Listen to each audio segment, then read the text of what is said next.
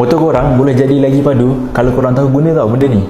Okay guys, so hari ni saya nak share dengan korang produk terbaru daripada Dynopro, which is X-Flow Trumpet. Alright, so X-Flow Trumpet ni datangkan dengan saiz daripada 40mm sehingga 63mm. Sebab apa 63? Sebab dia boleh adjust trumpet dia dekat sini. So lubang dia dah jadi 63mm.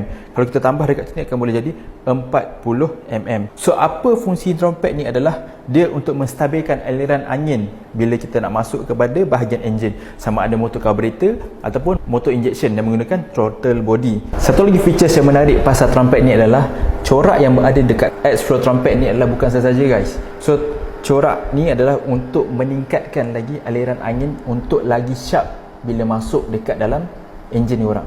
Yang paling penting sekali, trompet ni ada 4 pilihan warna, which is warna merah, warna kuning, biru dan juga purple.